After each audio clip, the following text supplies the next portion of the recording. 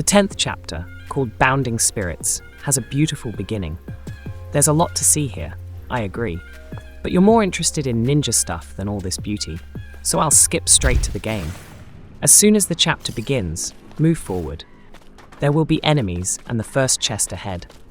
After defeating them, you can open the chest to get the Divine Life Elixir. Move right from the chest and you will see the first DarkNest Terminal.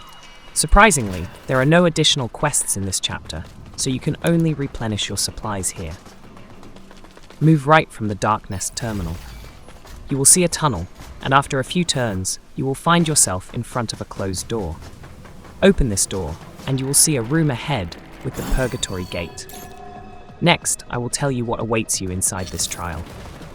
When you enter and select the difficulty level, you will need to defeat 3 waves of enemies to get your reward. This trial is quite difficult, so if you don't feel you have enough strength and skill, don't choose a path that is too difficult. The first wave consists mainly of simple enemies. Sometimes there are single difficult enemies such as Malherk. Try to use as few resources as possible here, and get through the first wave without taking damage. This is the easiest level. The second wave is of medium difficulty. The difficulty lies in the number of enemies, and the third wave is the most difficult. There are quite a few difficult enemies here. I recommend using Tekminakata's ultimate ability to destroy a large number of enemies at once. Overall, this is a fairly long battle where you need to show maximum skill, reaction, and attention to get the final reward. You may need additional buffs in the third round to withstand such a large number of enemies.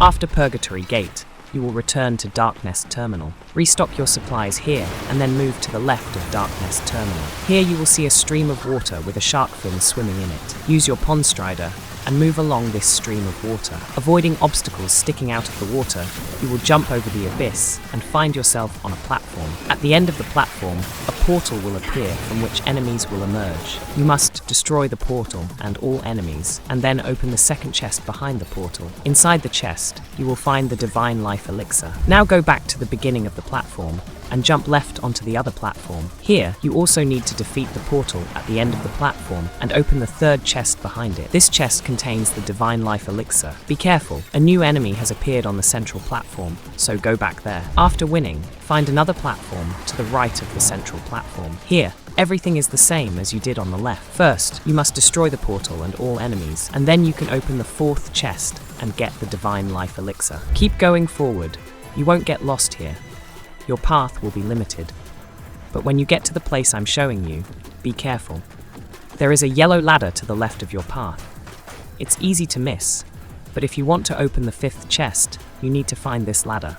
Climb the ladder, and you will see a chest containing the Divine Life Elixir. Move forward. You will use caddis wire and start sliding along the rail. Soon you will encounter water, and you will need to get Pond Strider to continue moving. Avoiding obstacles in the water, you will swim to the yellow springboard. Jump on the springboard, and you will find yourself on a platform where the sixth chest is located. A little further to the left, you will see the seventh chest. But before you open them, you need to defeat the enemies that will attack you. Once you get rid of the enemies, open the chests to get the Divine Life Elixir and Life Elixir. Next, you will use the Dragonfly Glider.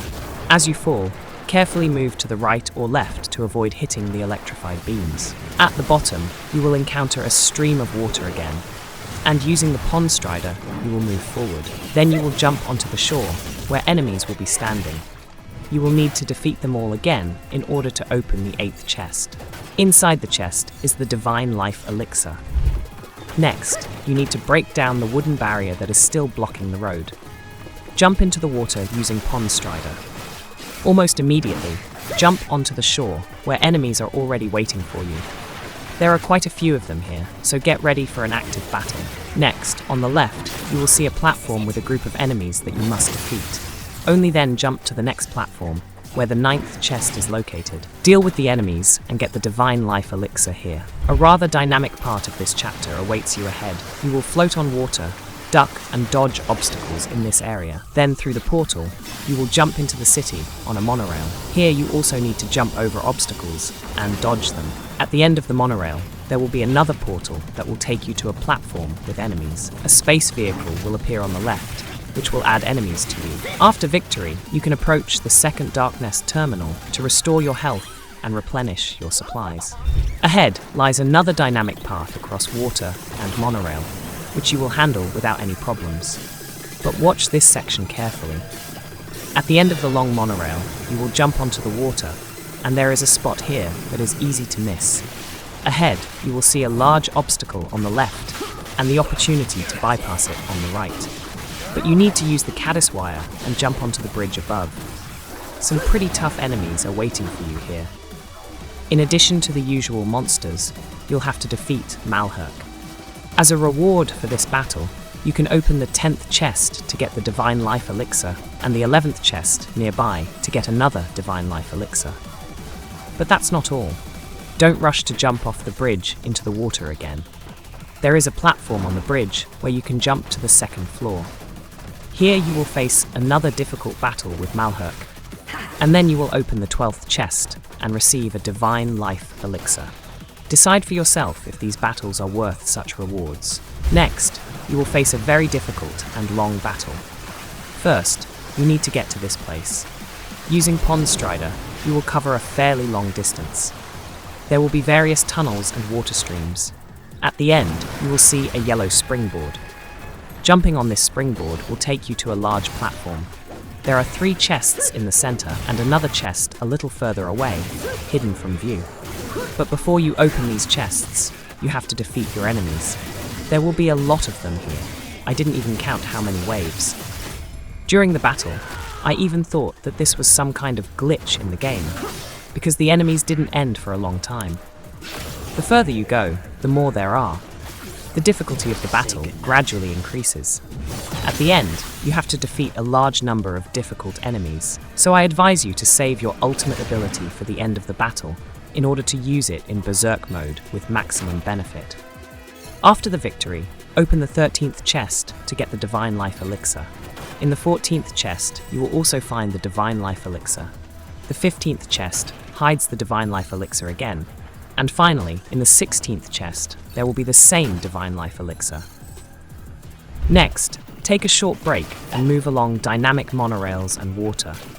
Eventually, you will see an interesting scene where a shark almost eats your character, but only an acrobatic stunt will help Yakumo escape.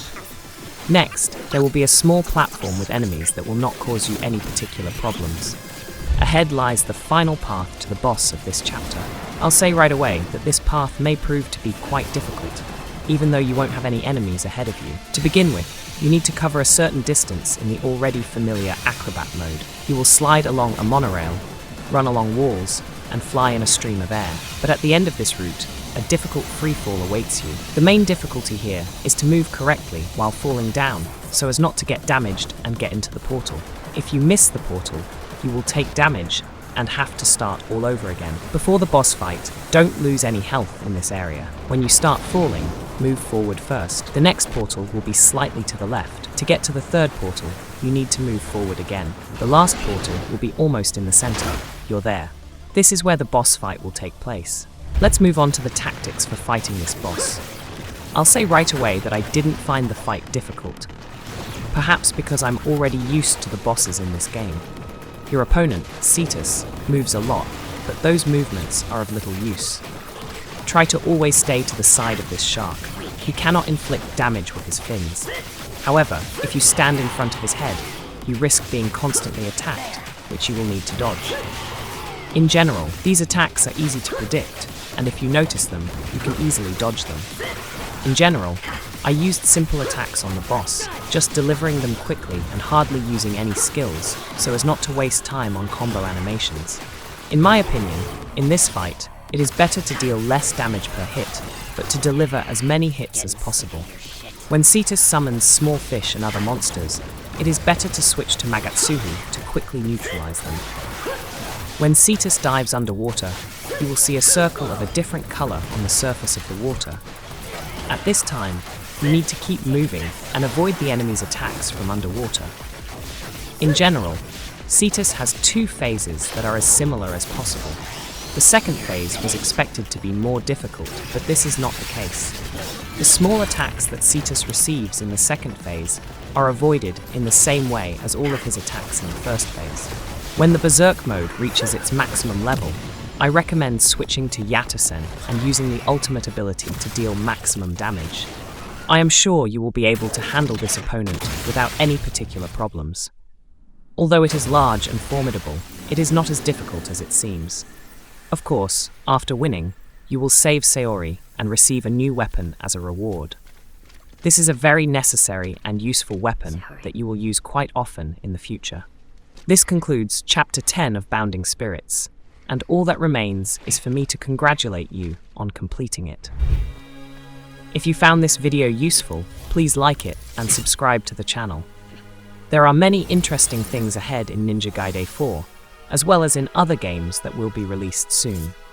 I also recommend watching the video about completing the next chapter. Take care, my friend, and see you in the next video.